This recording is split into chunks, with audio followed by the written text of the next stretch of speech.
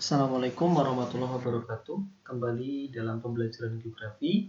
Kali ini kita masih membahas KD 3.2 mengenai interaksi keruangan desa dan kota. Tujuan pembelajaran pada pertemuan kali ini yaitu menganalisis dampak interaksi desa dan kota dan menjelaskan pengertian pembangunan nasional. Materi yang pertama yaitu dampak interaksi desa dan kota.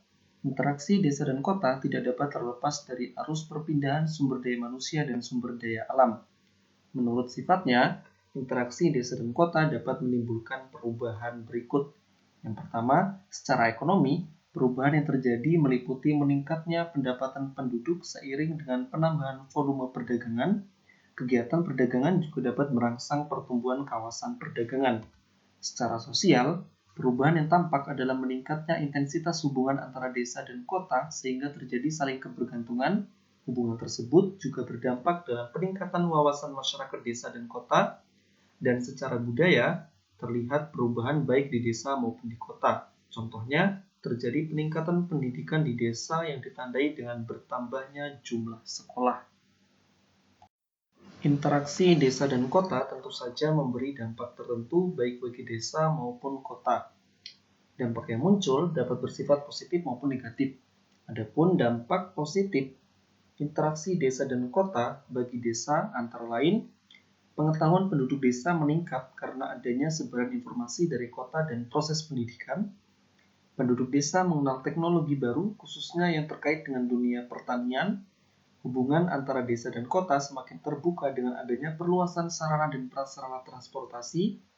Desa semakin produktif dengan adanya teknologi tepat guna yang dikenalkan dari kota. Usaha pelestarian lingkungan perdesaan semakin meningkat dengan hadirnya para penyuluh desa yang ahli di bidangnya. Penetrasi budaya kota yang positif seperti pandangan yang rasional dan ilmiah dalam kehidupan masyarakat desa. Berkurangnya tingkat ketergantungan desa terhadap masyarakat desa karena desa akan semakin mandiri, dan homogenitas kehidupan desa semakin berkurang. Sementara itu, dampak negatif interaksi desa dan kota bagi desa, yang pertama, terjadinya urbanisasi yang menyebabkan berkurangnya tenaga produktif di desa. Terbuka kemungkinan pola hidup negatif yang terjadi di kota memengaruhi pola hidup masyarakat desa yang tradisional, dan terbuka kemungkinan akan berkurangnya lahan pertanian, daerah resapan air, dan kawasan hijau lainnya.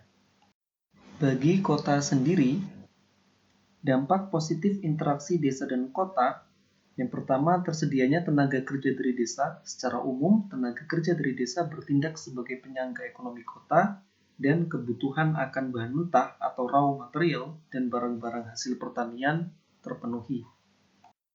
Selain memberikan dampak positif, interaksi desa dan kota juga mempunyai dampak negatif bagi kota. Dampak negatif itu yaitu penduduk kota semakin padat, pengangguran, kriminalitas, kota menjadi semakin macet dan kotor, ketersediaan permukiman yang sehat semakin berkurang, berkembangnya permukiman kumuh, penggunaan ruang terbuka hijau untuk tujuan yang tidak tepat, infrastruktur kota terganggu, lingkungan menjadi tidak sehat, dan resiko bahaya lingkungan seperti banjir yang semakin besar. Materi yang terakhir yaitu mengenai usaha pemerataan pembangunan di desa dan kota. Yang pertama, kita akan mengetahui apa itu pengertian pembangunan nasional.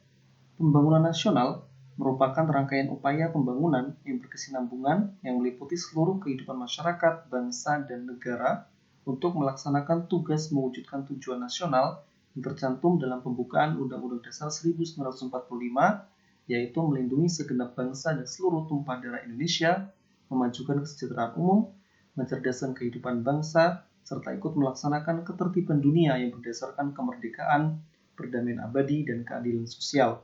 Menurut Undang-Undang Republik Indonesia Nomor 25 Tahun 2004 tentang Sistem Perencanaan Pembangunan Nasional adalah upaya yang dilaksanakan oleh semua komponen bangsa dalam rangka mencapai tujuan bernegara.